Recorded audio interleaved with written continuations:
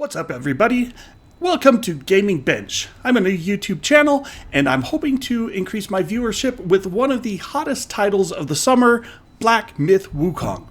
Now, if you like this content, please like and subscribe, share it with your friends and family, whoever you want, put it on Facebook, Instagram, I don't care. But the thing is, I want more viewers, and I want to make this channel grow.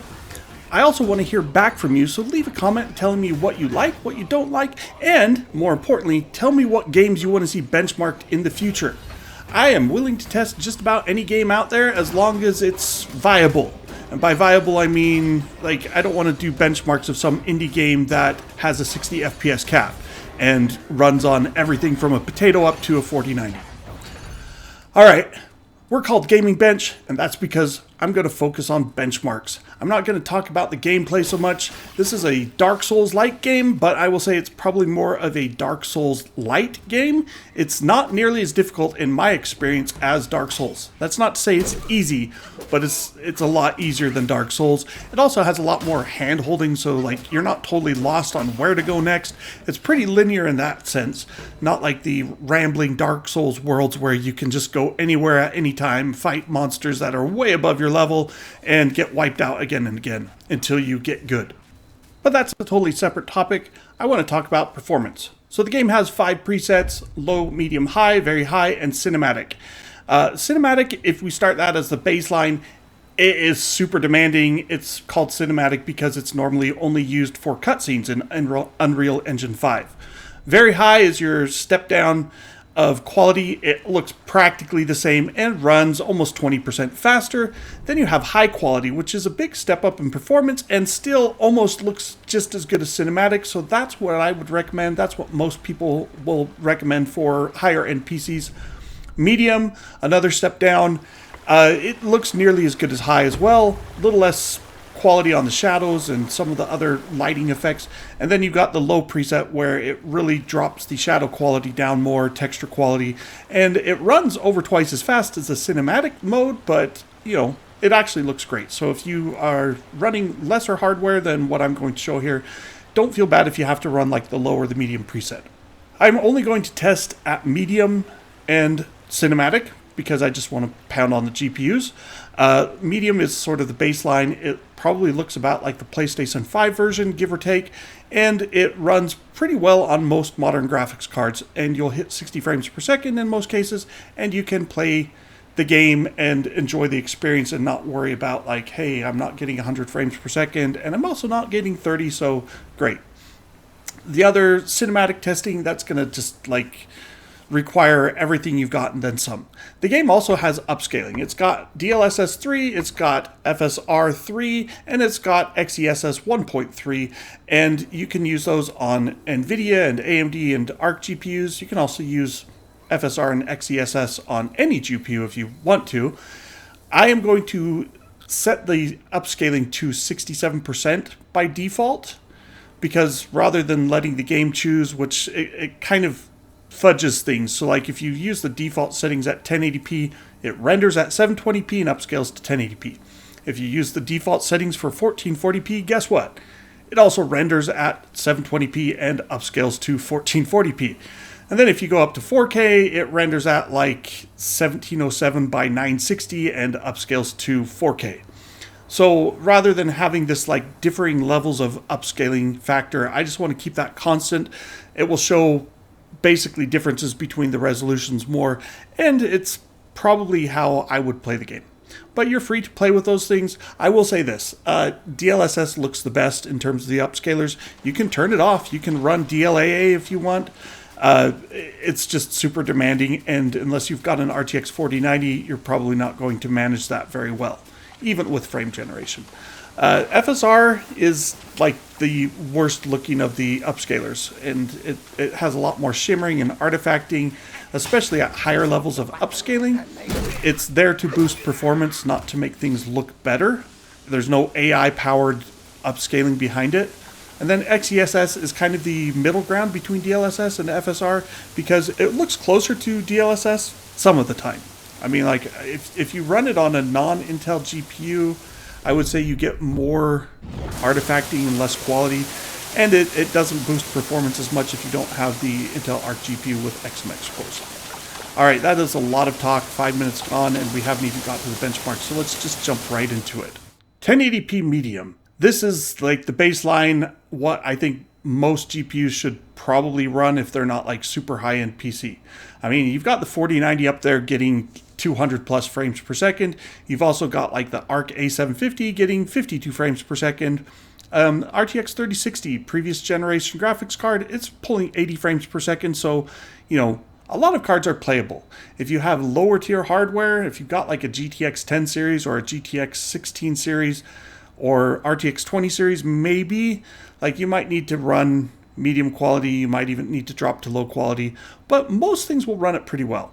AMD versus the NVIDIA cards here. Intel is at the bottom. AMD kind of takes the next tier of performance, and you can see cards like the 3060 usually in a rasterization mode, they usually don't outperform the like 6650 and the 7600, and that happens here as well. But as you go up the list, like the 7800 XT, that's usually faster than an RTX 4070 unless you're doing like ray tracing. And so this game is NVIDIA promoted. Shocker, NVIDIA runs it better. But like I said, you can run most of these GPUs at 1080p medium. The next step up, I'm just going to skip right past high and very high, and we're going to go to cinematic and just destroy all the GPUs. 4090 still gets 107 frames per second. 4080 Super gets 90 frames per second. Like, there's a lot of cards that are still playable. RTX 7900 XTX, it comes in, that's a fair drop down from the 4080 Super. A lot of times those are pretty close together. So again, this is like favoring NVIDIA hardware. I'm not trying to say NVIDIA is bad or AMD is bad or whatever. I'm just saying this is the facts. This is how they perform right now. Intel Arc basically struggles to hit 30 frames per second. So does the 7600 is just above that, 6650.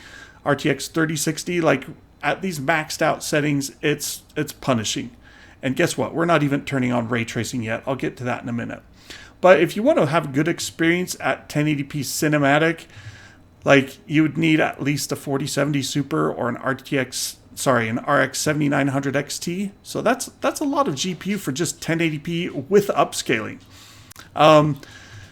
You can alternatively boost performance like 60% up to, if you drop down to high quality instead of cinematic quality, and that's what I would recommend for most people. But I tested that cinematic and it's destroying the GPUs, and that's fine. Bumping up to 2560 by 1440, performance drops. It actually doesn't drop as much as you might expect to see from other games, but it drops like 15, 20, 30% depending on the GPU. The 4090 is still getting 95 frames per second. 4080 Super's at 78. The cutoff line for breaking 60 frames per second is at the 7900 XT. That's pretty brutal. And again, if you run at high quality instead of cinematic quality, you can get about 60% more performance, and that is a good way to go. Looking at the older generation GPUs, I mean, like, these things are struggling. The 6800 XT pulls 42 frames per second. The RTX 3080, the original 10 gigabyte version, it's sitting at 45 frames per second. 3070 is down at 36 frames per second. You're just not having like super fluid performance at these maxed out settings, even with upscaling. So, keep your expectations in check. You could use the game's default upscaling, which tends to look pretty good. So it's just less demanding than what I'm showing here. I would seriously recommend, though, turn your settings down. 4K, even with upscaling, like it's rendering at 1440p, upscaling to 4K. The only card that breaks 60 frames per second is the RTX 4090. I will say this is without frame generation. That's a whole nother topic that I guess I can talk about it briefly here. Frame generation, like, it's okay. It makes things look smoother. It doesn't make them necessarily feel smoother because you're like rendering frame 1, rendering frame 3, and then frame generation interpolates frame 2 in between those frames. And so you have to render 2 frames ahead of where your input is going to the monitor, and that means like that's 2 extra frames of input lag. And you can start to feel that. The other thing is like your input is running at half the frame rate that you'll see with frame generation. So if you're seeing a frame rate of, hey, 60 frames per second with frame generation, that means you're actually rendering at 30 frames per second. So user sampling is happening at 30 frames per second or 30 times per second, and it's getting doubled to 60. So that's not a great experience.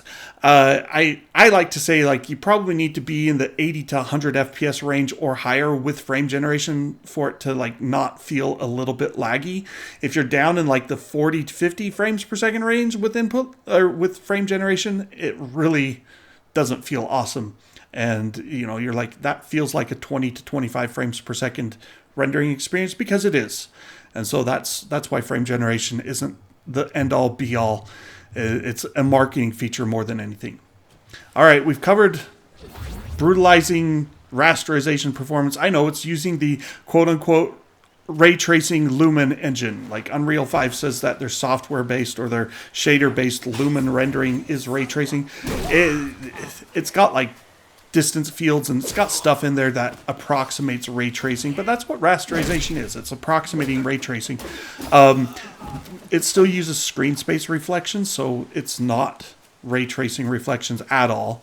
Like don't let anyone fool you into believing that. So it's got all the usual problems with screen space reflections. Like if you partially occlude that, like your character's arms and legs and stuff are between you and the object that's supposed to reflect off water, you'll see that the object disappears because your character's in the way and the algorithm breaks down. That's fine. Like screen space reflections aren't bad. They're just a lot easier to render than ray tracing. So with that said, let's go to medium quality and full ray tracing. So you're not doing rasterization. This is like fully blown ray tracing for every pixel. And we're using the low settings, so you're not even getting reflections or some of the extras that you get at the higher settings of ray tracing. You're just getting shadows and lighting. And, the 4090 cruises along 159 frames per second. Even the 3070 and 4060 are pulling 63 frames per second. Those are totally playable. AMD's fastest GPU, 62 frames per second. And this, I will say, like, because there's no water reflections with the low ray tracing setting, it tends to almost look worse than not ray traced. I think the shadows and lighting do look better. Like there's a lot of like blobbiness and a little bit of like popping in and out of the shadows if you're not using the full ray traced mode in Black Myth Wukong. Like this is an Unreal Engine 5 thing. But when you turn on ray tracing, the shadow problems kind of clear up and go away.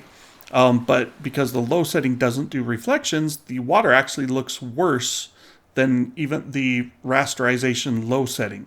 So it's like this balancing act. And this is why I think most people, like, if you want to use ray tracing in this and see all the bells and whistles, you got to go to the maxed out very high setting. And so that adds full resolution reflections, double bounce indirect lighting. It has the shadows as well. And then it also has water caustics, which basically are these shimmery effects that you see in like shallow water. And it looks pretty cool. Like here's a little clip that you can see it in action.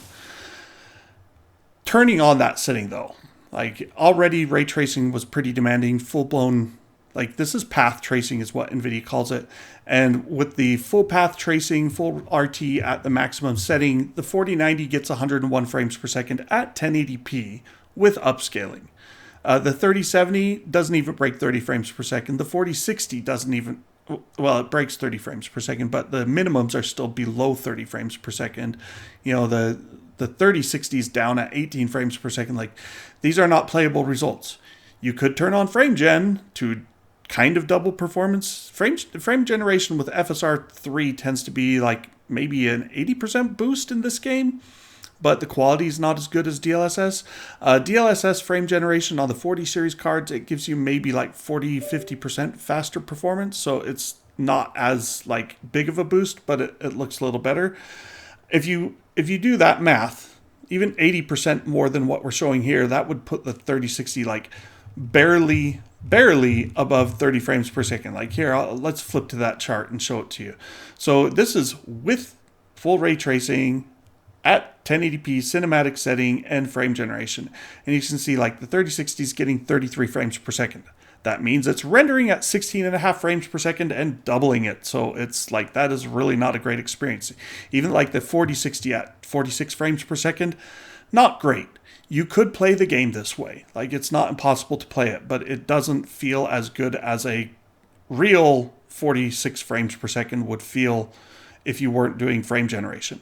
So like, if you're looking for above 60 frames per second, you'd need at least a 3080. If you're like me, I said I'd probably want 80 to 100 frames per second. That means you're kind of looking at the 4070 Super, maybe even the 4070 Ti Super to break 100 frames per second. Super high-end hardware for 1080p. If you've got a 4090, you can run frame generation with the maxed out settings at 1080p and get 147 frames per second. You can do that at 1440p and still break 100 frames per second.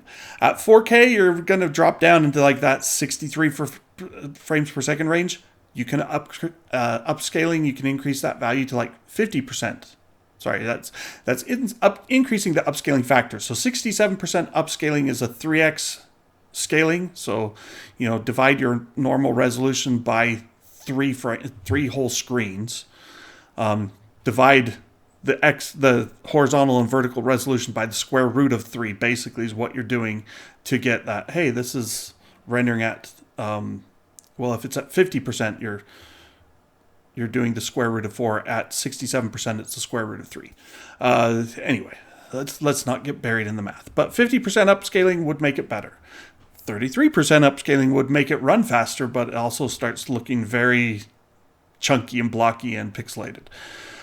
All right, we've covered almost everything. I'm just going to quickly talk like, hey, 1440p, maxed out settings, full ray tracing, very high settings. You can still play that on a 4090 and get above 60 frames per second. It runs great on a 4090. Like, not extremely smooth, like it's not getting 120 frames per second, but it's totally playable. The 4080 Super, yeah, that's still playable. It's right around 60. Everything else is like coming up short, and of course, like AMD's fastest GPUs are down in the teens or lower. I'm not even going to show like stuff that's falling below 10 frames per second. That's kind of pointless. Lots of stuff would fall below 10 frames per second. And let's just wrap things up with 4K. 4K maxed out settings, ray tracing with upscaling, and you're getting 44 frames per second on a 4090, just over 30 frames per second on a 4080 Super. You could turn on frame generation and maybe bump that 50%, but that's still not an amazing experience. You could increase the amount of scaling, so drop to 50%, and you're maybe going to get like 70 frames per second on a 4090. That's with frame generation and 4x upscaling. So, you know, it's if you're on AMD, you can't do 4K worth beans on Black Myth Wukong with maxed out ray tracing settings. I don't know if that's AMD's drivers aren't up to snuff. I don't know if it's that the game has been heavily optimized for NVIDIA's hardware and not AMD's, but take it for what it is. And that's basically it. Black Myth Wukong. It looks amazing. It's a fun game. It's not as difficult as your typical Dark Souls-like games. I'm totally okay with that. There were a ton of people that played it and bought it off of Steam this week. It looks like numbers are trailing downward slowly, which, you know, it's the first week. And I think some people are probably disappointed that it's not more difficult. So, you know, take it for what it's worth. I'm older. I don't need some game that takes me a year to get good enough to beat it. I just like to play these things and have fun, and maybe provide you guys with some benchmarks. Like I said, sound off in the comments. Let me know what you like, what you want to see more of, what you would like to see less of, what game you want to see next. You know, there's a bunch of games coming out this fall. Happy to benchmark them for you. So like, subscribe. Let's get me over that, 1,000 subscribers bump as the first target in my quest for YouTube supremacy. And that's it. Thanks for watching. You guys have a great day. Have a good week, and enjoy the last days of summer before the fall comes in and we get to Halloween, which is honestly my favorite time of the year. Thanks for watching, and have a great day.